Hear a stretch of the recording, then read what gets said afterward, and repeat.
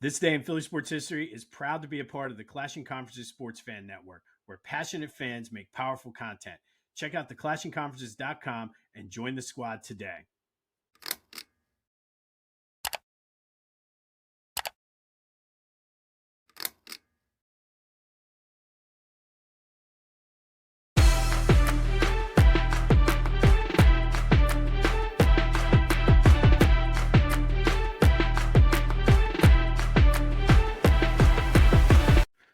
What's up, everyone? Welcome to This Day in Philly Sports History for November 12th, 2025. I'm your host, Jim Montgomery. Welcome to a Wednesday edition of the podcast. Happy Hump Day to everyone out there. All right, let's start with the Eagles and kind of put a bow here on the Packers game. I was able to watch some interviews, rewatched a good chunk of the game. And I guess my first takeaway is everybody out there that's saying this game was boring must not really have been watching the game. To me, this was old school football. This was the kind of football I grew up watching. And for a 10-7 game, it was certainly entertaining. I feel like the Thursday night football game between the Raiders and the Broncos was also a 10-7 game. Definitely not entertaining. That was boring. But this, there weren't a lot of mistakes. It was just two teams playing a chess match that counter this, counter that, and I was thoroughly entertained. I thought it was good. I heard somebody compare it to the Eagles-Chiefs game. Absolutely. I mean, this was a good win for the Eagles. Hostile environment, a team coming off a loss, needing the win, and they went out there and found a way to do it. And I think that's a skill that you cannot teach. That's just something that a few years ago in 2023, that team did not have. So whether it's adversity or whatever, that was a hell of a game. Shout out to Scott from Ben Salem, who called and texted the Back to the Future voice and text line. Said it before as soon as the game ended the other day. Loved it. It was a great game. And it brought up an interesting point that I kind of wanted to go into that sort of supports where I was going with this team just finds ways to win. So this Eagles team is not dominant, and they don't necessarily need to be. They win. They've won a Super Bowl. They've gotten the job done. They're not dominant. They're dominant at points, but they're not dominant. And he said you can go back to the 2000s if you want a dominant team, but how did that work out for the Eagles? Couldn't agree more. Shout out and thank you, Scott, for reaching out to the Back to the Future voice and text line. But man, what a game. It was a hell of a game. I mean, I feel like we love defense in Philly, and that was a great defensive. I mean, the defensive line was outstanding. And if that's the kind of play we're going to get out of the defensive line, look out. Look out. This defense has the potential to possibly be better than last year. But it does bring up something I wanted to talk about before we get into some of the other news and notes from yesterday. I'm hearing a lot of people, and I've talked about the list before, but I saw that our old pal, Elliott Shores Park, was talking when he was out there in Green Bay about how Nick Sirianni and Jalen Hurts could be the top, or I don't think he said could. I think he said they're a top 5 quarterback coach tandem of all time. I think it's a little aggressive to do that now. But the point I want to make is, why must we quantify everything with lists, with that saying, oh, it was a 10-7 game, it wasn't pretty? Why can't we just sit back and look at the big picture and realize we are in the golden age of Eagles football? There has not been, since Nick Sirianni took over, a 5-year stretch of sustained success the way that Nick Sirianni does or has brought to this team. The closest that I could find would maybe be the 1945 through 1949 5-year stretch where they won 2 championships and got to another one. But the NFL was different then. I don't think I know anybody now. Maybe I do. I take that back.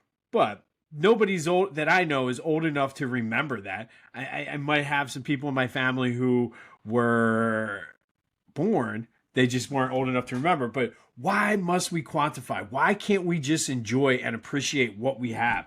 I feel we're so, well, this looks like this looks like that. At the end of the day, and Jalen has said it, stats don't matter. It doesn't matter how it looks. All this team does is win. 4 straight years, the Eagles have been 7-2. 4 straight years. Think about that. They've made the playoffs 4 straight years. Likely going to be a 5th straight year. So why can't we just appreciate? Why do we got to quantify? Why do we got to say this one's this, or Jalen's not this, or they can't win without that? And they have. They have. I just don't get the needing or the need to quantify everything and make it this. Just enjoy it.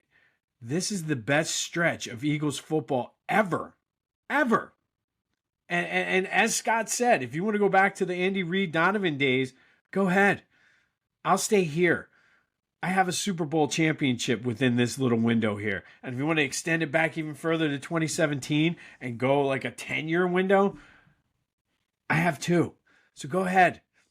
Try to quantify it. Try to compare and figure out where Jalen ranks on a list. Try to figure out if Sirianni and Hurts are here, blah, blah. Go ahead. I'm not going to do it. I'm not going to do it. I'm going to stay here and just enjoy it because, ladies and gentlemen, this is hands down the best 5-year stretch of Eagles football. And if you want to make an argument and you were alive for that, I will certainly hear you out.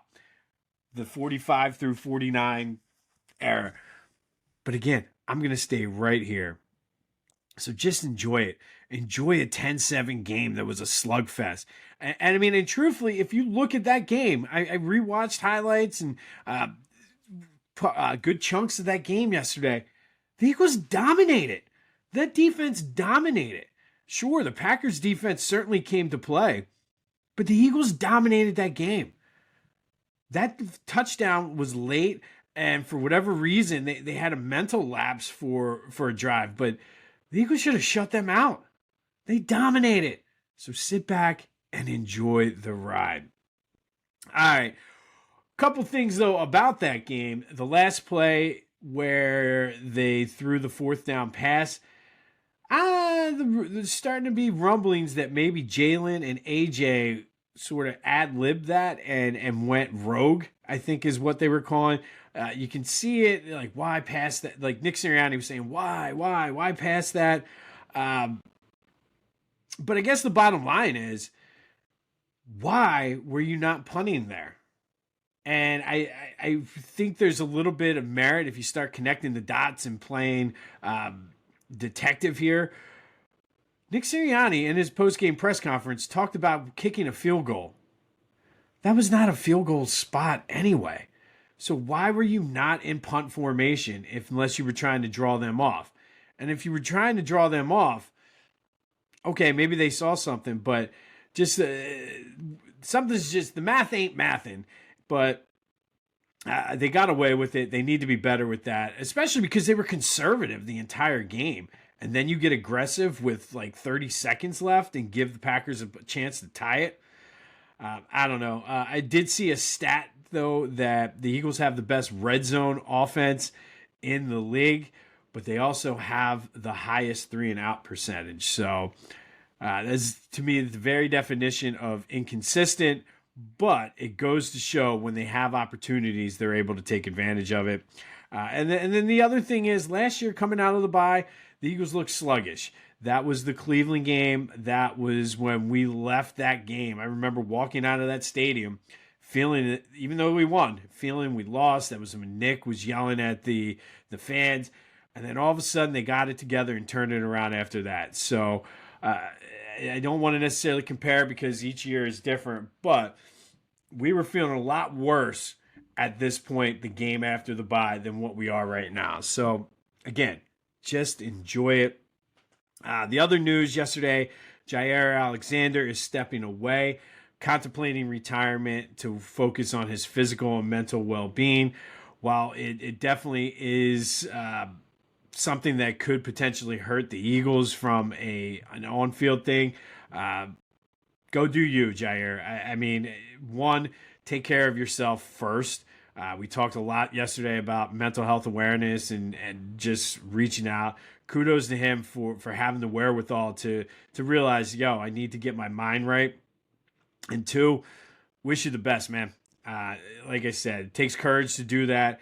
There's going to be a lot of people, I'm sure, that are out there yelling and screaming and raising a fuss. But at the end of the day, man, it's a game. You got to take care of yourself. I encourage my teachers all the time. I'm like, take a mental health day. And they always feel bad. But I'm like, you know what? No. Because to me, my teachers are not good to me or the students if they're not feeling it. So take it. Jair is not going to be any good to this team if he's not right mentally. So go do you. And if you retire, congrats on a great career, but clear things up and focus on your mental state there. All right. Last little bow on this game. You voted Devontae Smith. 56% of you said Devontae is the GOAT of the game. Jalen Phillips was next with 33%. So shout out to everybody who reached out either through the Back to the Future voice and text line or my social media.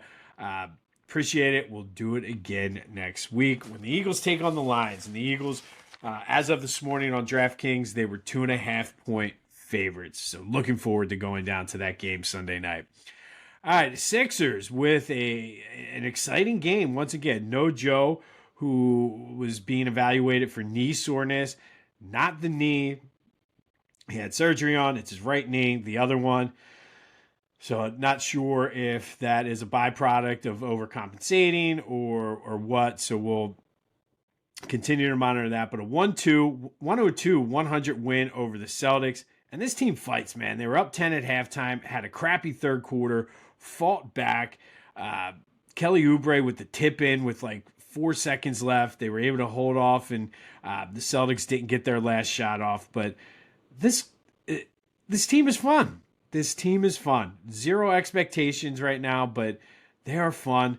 They're entertaining to watch. Justin Edwards was the star with 22 points. Tyrese had 21. And then Andre Drummond, filling in for Joe, had 14 points, 13 rebounds. They have the kudos to Daryl Morey here. And Daryl Morey gets a lot of heat in this city, but he's put together the right pieces, and they're in the middle of a rebuild while still trying to retool the current roster. And he's got the right pieces in there, it seems like. Got guys like Justin Edwards, like I said, Kelly Oubre. I love Kelly Oubre. Definitely one of my favorite players. But when you got Andre Drummond coming off, filling in for Joe, getting 14 and 13, is that Joe's production? No. But I got to give a shout out here to Daryl Morey, who kind of came into an absolute mess and has really done a good job, I think, navigating and cleaning up while still keeping the Sixers competitive. So shout out to the Sixers. Shout out to Daryl Morey. I'll take it. And then it was interesting. If you watched last night, it was the big thing, NBA on NBC. Good to see Marv Albert make an appearance. But Reggie Miller told a story, which I'm going to have to, this might be a Fridays with AI thing. Well, apparently the Sixers told him and promised him that he was going to be drafted number 6 when the Sixers picked number 16 in the 87 draft, I believe it was. And then they were going to team him with Charles Barkley, and it was going to be Reggie Miller and Charles Barkley. Well, the Pacers, who didn't really meet with Reggie Miller, swooped in and took him number 11 overall. It's kind of shocking because I guess he put on a Sixers jersey and he was like, "What are you doing?" Or Mike Tirico was like, "What are you doing?" And he told the story, which never heard that story. I thought it was interesting and it very intriguing. What if in Philly sports? What if they had Reggie Miller and teamed him with Charles Barkley?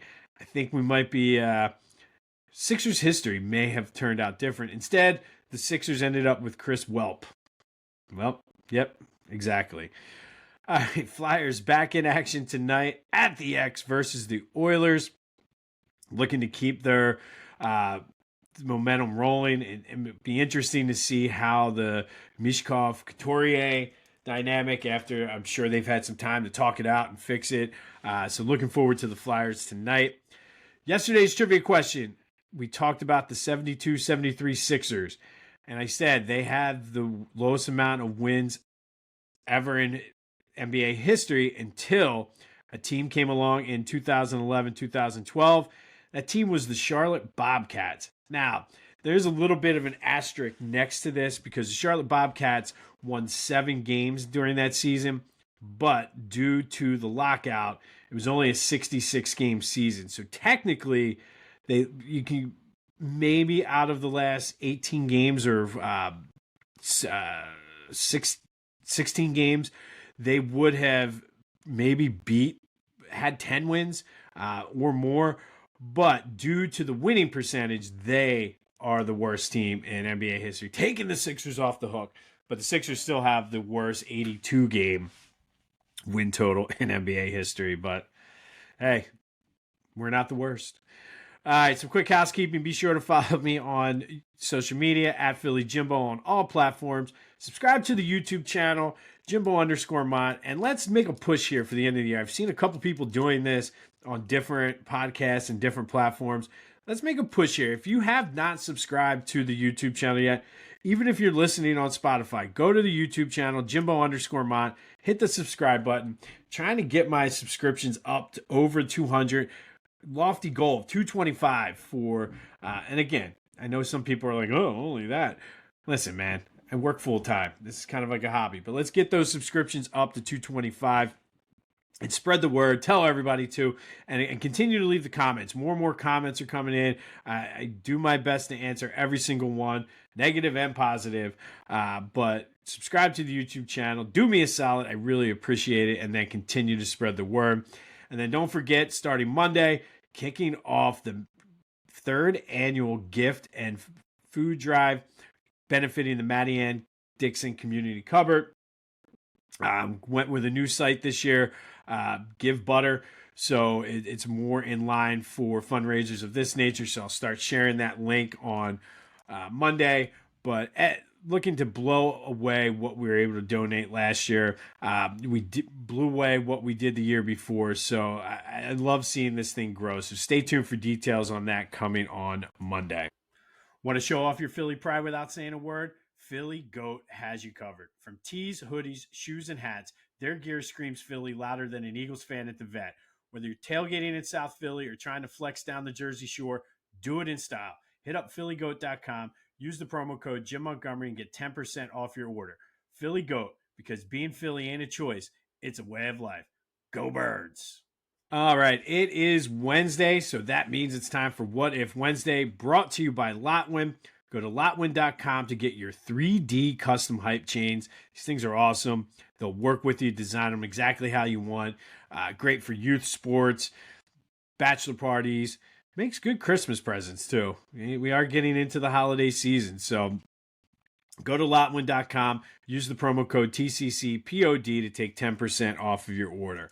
All right, so for What If Wednesday, yesterday was the anniversary of Pelle Lindburgh's death. We talked about Monday. The car accident was officially pronounced dead on this day, yesterday.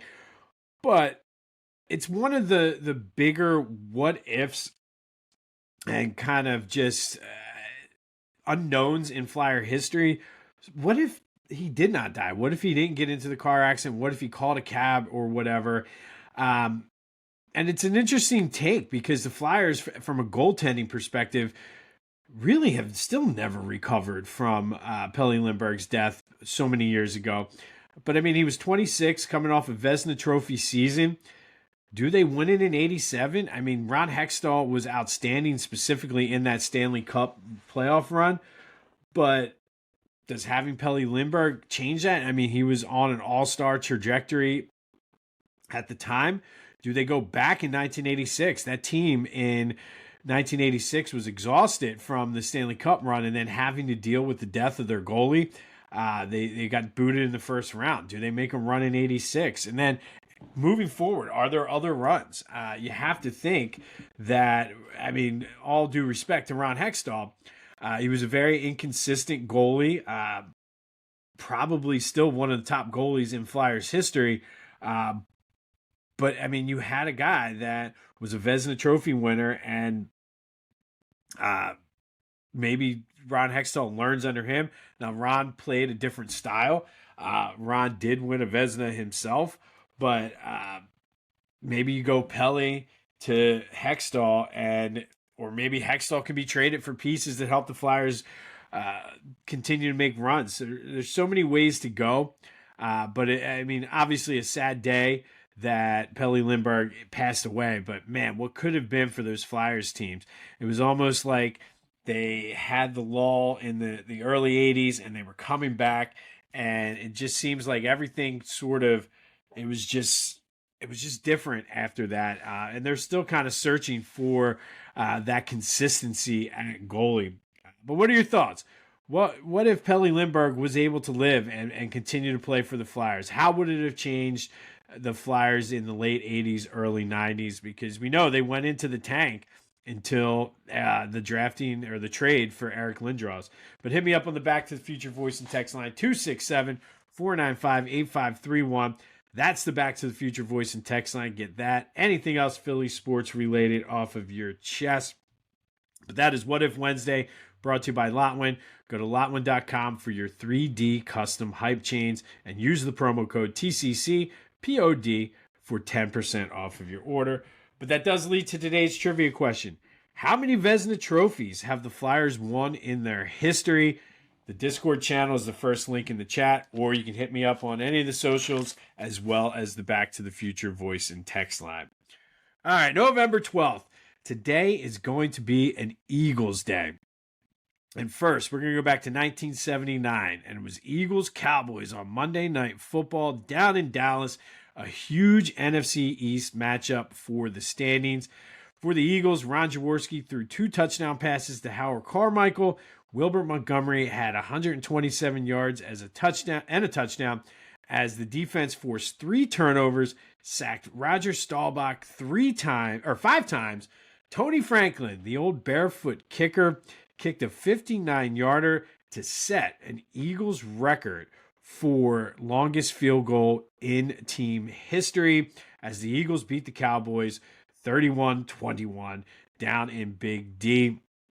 They moved to 7-4, 1 game behind the Cowboys in the NFC East. And a little quick side note, that field goal by Tony Franklin remained the longest in Eagles history all the way until Jake Elliott's in 2017. So Eagles beat the Cowboys on Monday Night Football on this day in 1979 in a huge NFC East matchup. Fast forward 11 years later to 1990, and one of my all-time favorite games in history, it was the body bag game. Another NFC East matchup on Monday Night Football. This time it was Washington. Eagles win it 28-14 at the Vet. 6 Washington players got hurt, both quarterbacks, 4 others. Rookie running back and future Philadelphia Eagle Brian Mitchell ended up finishing the day at quarterback for Washington. The body bag game, I forget who called it the body bag game, whether it just kind of happened on the broadcast or it was something that happened afterwards. But one of the things of Eagles lore, the body bag game, Heath Sherman had 2 receiving touchdowns, 1 from Randall Cunningham and 1 from Keith Byers. But it was all about the defense, obviously putting a hurting on Washington that day, forcing 3 turnovers, 4 sacks, and not 1, but 2 defensive touchdowns. William Frizzell with an interception return, and newly inducted Philadelphia Sports Hall of Famer Clyde Simmons with a fumble return for a touchdown as the Eagles beat Washington 28-14 at the Vet in the body bag game, where just Washington was losing players left and right. I remember watching this game as a kid in my room when I should have been in bed, but I stayed up for it, and it was awesome. And then finally, go back to the year 2000. The Eagles traveled to Pittsburgh. They were down 10 with 3 minutes left when Brian Mitchell caught a touchdown pass. The aforementioned Brian Mitchell caught a touchdown pass The Eagles go to kick an onside kick, touch it before the 10 yards, and the way the rules were back then, I still don't understand how this was even allowed. They got to re-kick it. So, of course, you give David Akers a chance to re-kick an onside kick. He does. Eagles recover it, drive down. Akers kicks game-time field goal. Eagles win the toss, go on in overtime to kick the field goal to win 23-20 out in Pittsburgh in overtime. It was a very sloppy game, a game the Eagles were very lucky to win, but down 10 with 3 minutes left, the Eagles pull off the improbable comeback against Pittsburgh out in Pittsburgh, 23-20 in overtime to seal the win. Helped propel that team that year to an 11-5 record and a wild card berth and a wild card win over the Tampa Bay Buccaneers. And then finally today, celebrating the first 25 years of the century, we're going to go back to the sports page. And this was the daily news coverage from 2001. We talked about the Eagles game 2001, but on this day, Monday, November 12th, 2001, here's what they were talking about in the Philadelphia Daily News. Obviously, it was coverage of the Eagles' 48-17 win over the Vikings. Lots of talk about the showdown and how McNabb was the better player between he and Dante Culpepper, the two best quarterbacks, both linked in that 1999 draft. The Eagles were sitting at 5-3 and in first place at the time in the NFC East. John LeClair was working to break out of a slump. Looked like he was finally about to turn the corner. Matt Geiger for the Sixers was contemplating retirement due to just lingering injuries and just not being able to get fully healthy. Everybody remembers Geiger was the reason why Allen Iverson was not traded, because he would not waive his no trade clause. Speaking of AI, he returned to the lineup coming back from elbow surgery. Struggled, but it was good to have Iverson back. Michael Jordan was still playing, but had a rough day, shot 5 for 26 as the Wizards lose for the fourth straight game. And a quick stat that I saw in there, which I thought was amazing, it was Michael Jordan's first 4-game losing streak in 11 and a half years. Let that sink in. That goes back to way before the Bulls were doing dynasties. So Michael Jordan, kids, for everybody keeping score out there, he was pretty damn good. Brian Westbrook, while playing for Villanova, had scored 5 touchdowns in a game earlier that weekend. There was coverage of that in the Daily News. Tubby Raymond from the University of Delaware got his 300th win over the weekend. And Mark McGwire said he was tired and was going to retire from Major League Baseball. So that's what was going on in the sports page on this day in 2001. We'll be back tomorrow with another one. On this day in 2000, Eagles beat the Steelers 23-20 out in Pittsburgh in overtime, an improbable comeback coming down from 10 down with 3 minutes left. 1990, the body bag game when the Eagles just basically hurt the entire Washington team, 28-14 on Monday Night Football. And then 1979, Eagles with a 31-21 win over the Cowboys on Monday Night Football. Ron Jaworski and Harold Carmichael and Wilbur Montgomery all led the way, with Tony Franklin setting the Eagles team record for longest field goal that would stand until 2017 when Jake Elliott broke it. Don't forget about the trivia question.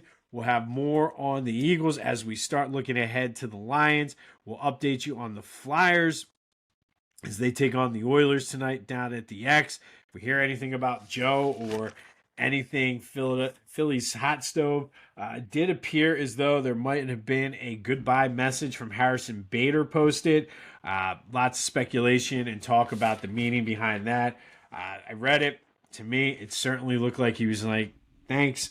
I'll be signing elsewhere next year. So we'll see how that plays out. But not a ton of rumors, but the general manager meetings are happening. If not this week, they're next week. So we should maybe start seeing some trades or something. Give us something, Dave. Something. This has been This Day in Philly Sports History for November 12th, 2025. My name is Jim Montgomery. Go have yourselves a hump day. And until next time, I'll see you when I see you.